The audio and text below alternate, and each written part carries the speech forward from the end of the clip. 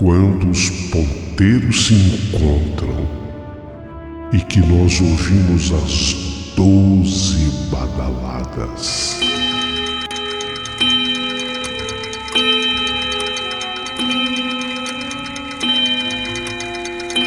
A hora que se anuncia é meia-noite. Uma hora em que tudo pode acontecer, inclusive nada. Mas hoje, muitos acontecimentos. Vamos à história de hoje.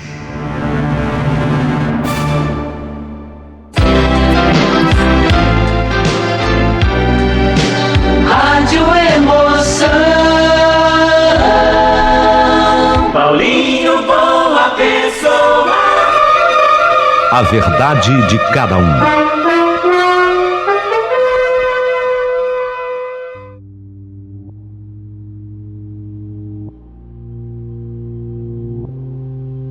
Meu querido amigo Paulinho Boa Pessoa, o meu nome é Joel e eu quero contar nos detalhes tudo o que aconteceu comigo naquele finalzinho do ano de 1973. Eu até então, eu não acreditava em absolutamente nada de sobrenatural. Eu achava isso uma tremenda besteira, uma tremenda bobagem. Mas o que eu vou contar aqui realmente é muito sério. Inclusive, eu quero dar até o endereço, porque tenho comigo a impressão de que muita gente ouve o teu canal em Curitiba. E tudo aconteceu na capital paranaense. Vou dar o endereço completo.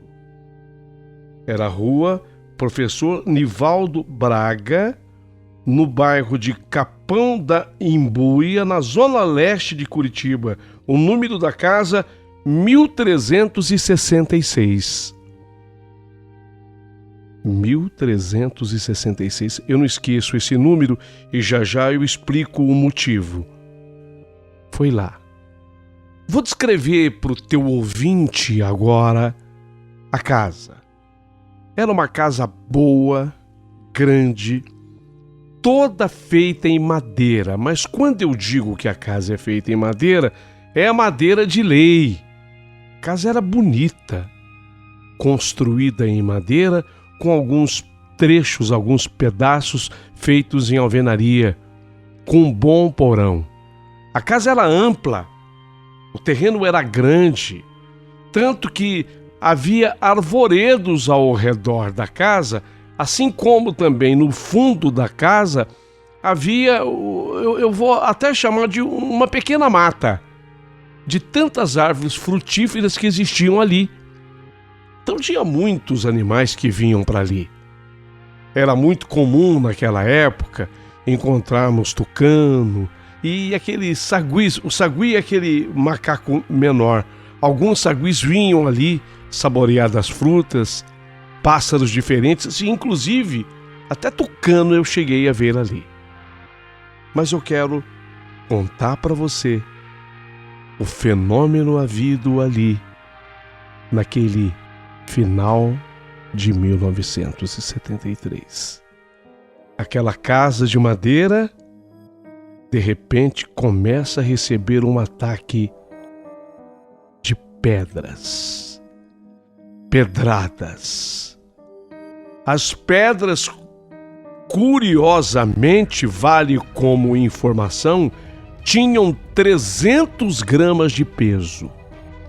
As pedras batiam na parede de madeira da casa e depois elas atingiam as vidraças da casa, não tendo ficado inclusive uma janela intacta, não tendo ficado intacto nenhum vidro daquela casa. E as pedradas eram tantas e vinham com uma velocidade tal que a madeira, apesar de lei, apesar de madeira muito forte e boa, as madeiras começaram a ser também destruídas pelas pedradas. Mas, meu Deus, à época, Eu estava com 18 anos.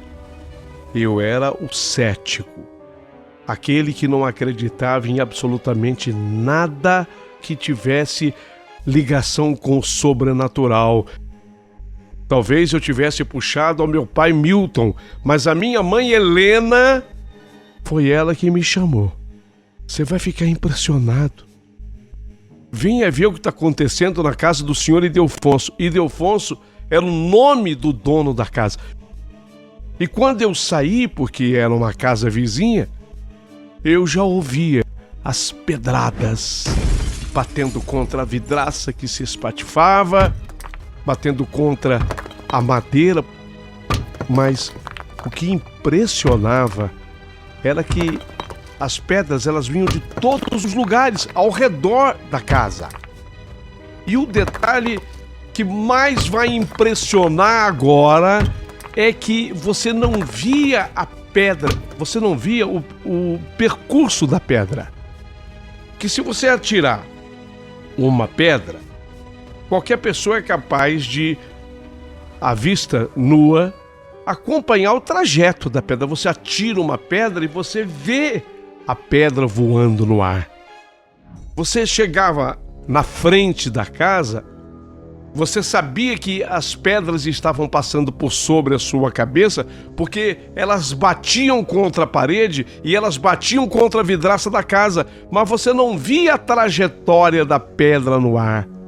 Você só tinha certeza da pedrada porque a pedra batia na vidraça, batia na parede e depois ela caía. As pedras não passavam de 300 gramas cada uma e também nunca eram muito inferiores a isso. Eram pedras escolhidas, porque elas tinham exatamente aquele tamanho e invisíveis, até que elas batessem na vidraça, até que elas batessem na parede e caíssem no chão.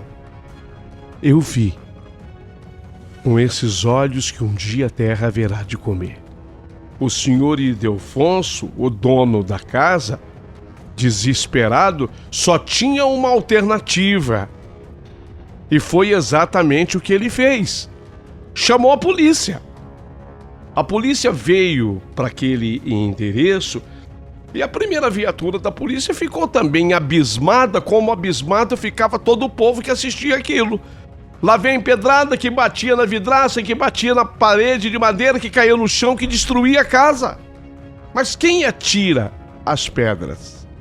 Aí aquela viatura acabou chamando uma segunda e acabou chamando uma terceira. Olha, teve um dia, o episódio das pedras, eles começam esses fenômenos naquele dezembro de 1973 e ele não para.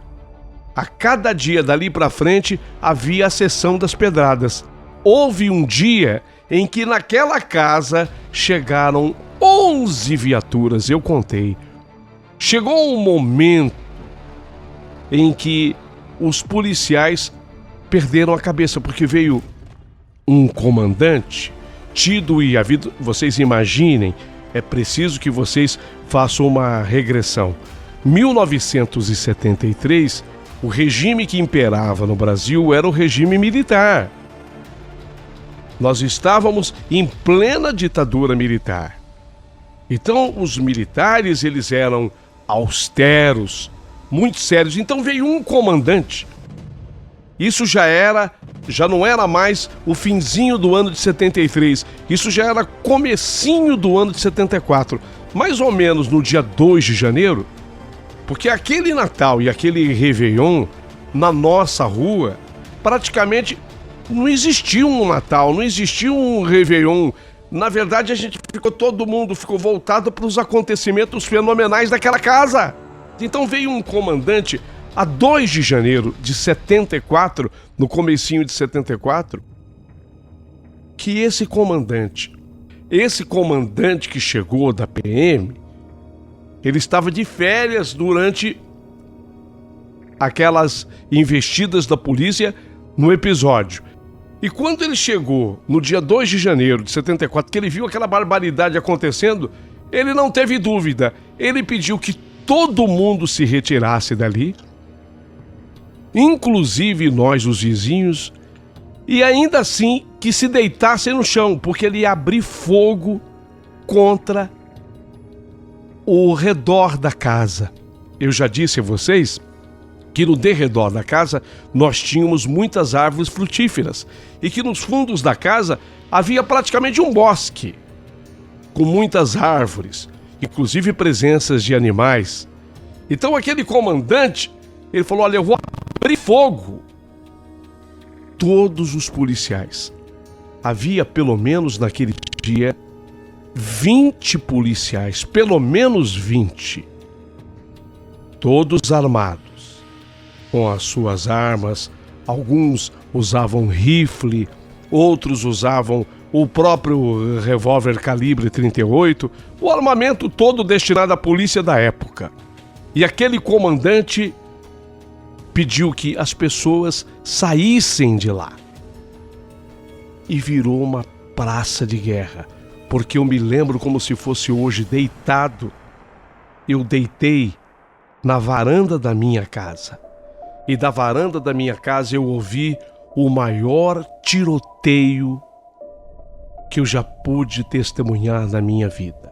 A contagem daquele comandante da polícia: pelotão!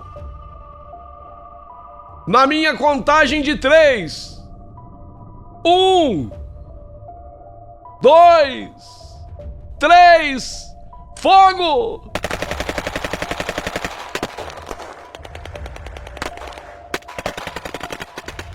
Foi esse tiroteio. Ele foi voltado contra a mata que havia, um bosque que havia no fundo da casa e o derredor da casa. Mas alguém haverá de perguntar: e eles atiravam em quem? Não havia ninguém pela frente. Só que até ali não havia também uma explicação de onde vinham as pedradas. Sequer se via a pedra fazer o caminho, o seu trajeto no ar. Você só tomava conhecimento da pedrada quando ela batia na vidraça na parede e caía no chão. Então não teve uma mira, não teve um alvo. Só que o comandante, esse comandante bastante austero, aproveitando aquele momento do militarismo, ele mandou abrir fogo contra o nada, mas foi. E olha que o tiroteio, ele não durou pouco não. Pelo menos uns 5 minutos. Uns 5 minutos de tiros sem cessar, sem parar, contra o bosque que havia nos fundos da casa e o derredor da casa, e a vizinhança toda deitada no chão, conforme ordenou o comandante, porque os tiros seriam dados a uma determinada altura, todos deitados no chão, inclusive eu, deitado no chão na varanda da minha casa, de onde eu acompanhei tudo. Terminado o tiroteio, nós ouvimos a voz do comandante: cessar fogo! O fogo foi cessado e o meu coração quase que saindo pela boca. Eu tinha comigo a certeza de que havia algum rescaldo, havia alguma notícia, porque apesar de todos os pesares, aquela minha maneira cética de ser ainda imperava em mim. Eu falei: bom, agora o comandante atingiu o responsável ou os, porque não era coisa de um só, que as pedradas elas vinham de tudo que é lado. Então o comandante atingiu os responsáveis. No entanto, quando o cessar-fogo foi dado, que nós nos levantamos e nós saímos de onde estávamos, da nossa casa, e voltamos para a casa do senhor Ildefonso, o comandante e os seus policiais, os seus PMs, eles vasculharam tudo, para ver se encontravam pelo menos uma marca de sangue. Nenhuma gota de sangue foi encontrada. Nada. Uma coisa impressionante. O comandante, olhou para os seus comandados, os PMs, e eu vi quando ele falou: barbaridade. Eu nunca vi um caso assim. Não há uma gota de sangue. E quando ele terminou de falar, as pedradas recomeçaram. O comandante, pasmo, chegou para os comandados e deu a seguinte ordem, mas ele gritou de forma que não apenas eu escutei, mas todas as pessoas ouviram. Senhor Ildefonso, ele chama o dono da casa. Senhor Ildefonso, o caso do senhor não é para a polícia. O senhor vai me perdoar, o caso do senhor não é para a polícia, mas para algum padre resolver. Eu nunca vi nada parecido com isso. O senhor Ildefonso, o dono da casa, o mais impressionante é que ele era completamente contra a ideia do sobrenatural. Ele não queria acreditar nessa hipótese porque, obviamente, que ele estava imaginando que o imóvel dele fosse perder completamente o valor. Talvez fosse essa a única explicação e depois ele queria justificar para a polícia: isso é vingança.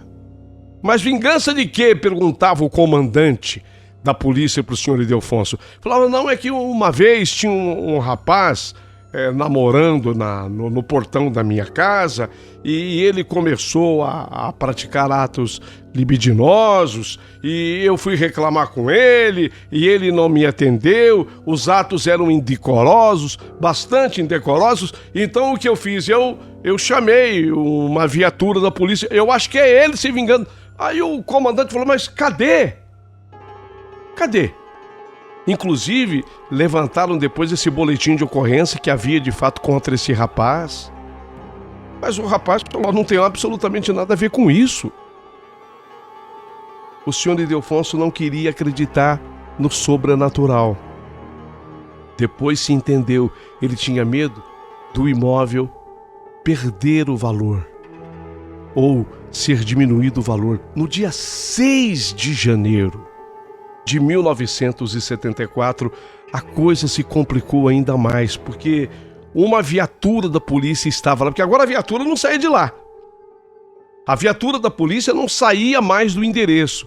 Então uma viatura da polícia estava lá e um policial viu os talheres da casa sendo levitados. Garfo, a faca.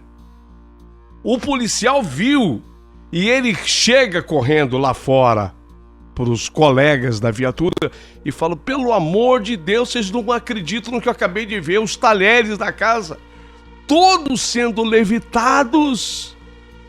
Os talheres sem nenhuma mão segurando, eles estavam no ar. Garfo, faca, vocês estão entendendo o que eu estou falando? Até concha e escumadeira. As pessoas estavam impressionadas. Mas no dia 6 de janeiro, nós tínhamos um padre muito bom da paróquia. Pertinho da casa, nós tínhamos duas igrejas. A paróquia de São Benedito e tinha também uma paróquia de Nossa Senhora. E esse padre foi avisado. Então o que o padre fez? Diante dos fiéis todos daquela região. O padre, isso só não aconteceu antes porque o senhor Ildefonso se negava a acreditar no sobrenatural. Mas no dia 6 de janeiro de 1974, o padre responsável por essas paróquias que ficavam próximas à casa de São Benedito de Nossa Senhora, ele pede as chaves da casa. Mas foi uma luta, porque a mulher do senhor Ildefonso queria levar. O senhor Ildefonso não queria porque a vizinhança iria comentar que aquilo era um caso sobrenatural, ele tinha muito medo disso. Mas aí a senhora acabou convencendo o marido.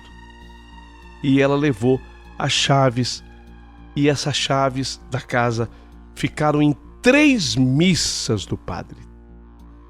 E nas 3 missas, o padre rezou sobre as chaves, orou sobre as chaves. E creiam os senhores que a partir dessas orações feitas sobre as chaves da casa, as pedradas cessaram. Foi algo impressionante, que me fez mudar de concepção de uma maneira absoluta. Eu que não cria em nada disso, passei a crer, porque eu vi com os meus próprios olhos. A partir daí, as explicações sobre os tais fatos foram muitas, e eu fiz questão de acompanhá-las. Lembrando que o 6 de janeiro de 1974, o dia das 3 missas, em que as chaves foram benzidas, rezadas pelo padre, caiu num domingo. Na avaliação das autoridades, e quando eu digo na avaliação das autoridades, eu estou incluindo a polícia e até vereadores que vieram à época acompanhar de perto o caso, não havia uma explicação plausível para esse caso. O cerco ao imóvel em busca da origem das pedradas, apesar de reunir gente muito séria da Companhia de Operações Especiais da Rádio Patrulha, ambas da Polícia Militar, gente séria do Paraná, ninguém encontrou absolutamente nada. Tivemos a presença de um jornal, a reportagem do dia 5 de janeiro de 74, e revelou o mistério da Casa Assombrada de Curitiba. Também contava que as senhorinhas da região, incluindo a minha mãe, desfiando as contas do rosário, não tinham dúvida, essas senhorinhas não tinham dúvida de que o caso seria assim de assombração. E todos testemunhavam que o comandante da PM, depois de ter aberto fogo contra o derredor da casa, concluiu que não era um caso para a polícia, era um caso para o padre. O proprietário da residência, o nome completo dele, senhor Ildefonso Tio, não concordava com a tese do fenômeno sobrenatural. Ele, casado com a dona Irene tinha outro pensamento. A dona Irene tinha outra forma de pensar. Mas o senhor Ildefonso, ele queria acreditar em algum tipo de vingança, mas vingança humana. Mas a melhor explicação foi exatamente essa.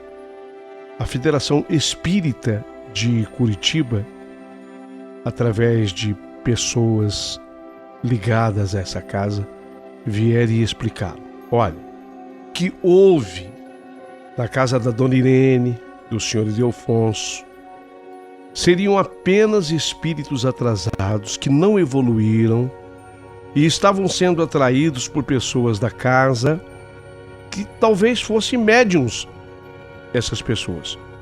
Ou, se não são moradores da casa, são moradores da vizinhança. Inclusive, a pessoa olhou para mim e disse, até pode ser você. Eu era, como eu disse, um rapaz de 18 anos à época. Então, essa pessoa que estava dando a explicação, não sei porquê, ela disse, olha, o que está vendo aqui é o seguinte, são espíritos atrasados que não evoluíram ou gente da vizinhança. E nessa hora, a pessoa, eu estava assim muito atento, talvez fosse até por isso, mas a pessoa indicou o dedo para mim e disse, pode até ser você. Já na avaliação dos parapsicólogos, o fenômeno poderia ser explicado por telecinesia. Telecinesia é a habilidade de mover objetos a distâncias com o poder da mente. Achei essa explicação ok, mas muito fora da realidade. Então a parapsicologia dizia que poderia haver alguém que chegou num tal ponto desse fenômeno chamado telecinesia, que ela conseguia, pela força da mente, atirar essas pedras. Sinceramente, sinceramente acho muito difícil isso, porque eram muitas pedradas. E as pedras de 300 gramas. E o mais impressionante é que você não via a trajetória da pedra. Aliás, depois que o padre rezou sobre as chaves da casa, em 3 missas, as pedradas cessaram, mas a casa já estava completamente destruída. Não ficou uma janela da casa. E todas foram atingidas. Portas destruídas. A madeira da casa destruída. O prejuízo do senhor Ildefonso e da dona Irene foi um prejuízo muito grande. Mas depois desses fatos, isso nunca mais se repetiu. Eu fiz questão de escrever essa carta para você, porque eu sei o quanto que você é ouvido em Curitiba, Paraná, ou gente de todo o Brasil. Hoje não tem mais nada. Mas absolutamente nada acontece. Está tudo normal, graças a Deus. Tudo correto, eu ainda moro perto. Os fatos ficaram neste período, até o benzimento das chaves da residência feita, esse benzimento feito, realizado pelo padre. Mas fica registrado aqui, porque de repente tem alguém que tenha curiosidade de saber, pode também pesquisar através do Google, saber um pouquinho mais detalhes. Eu vi com esses olhos que a terra haverá de comer. Fiquei impressionado e desde então deixei de ser uma pessoa cética. Se você gostou da minha história, por favor, curta mandando o seu joinha. Aproveite e se inscreva no canal do Paulinho Boa Pessoa. Essa é a história das pedras voadoras de Curitiba, que eu vi e eu fiquei impressionado.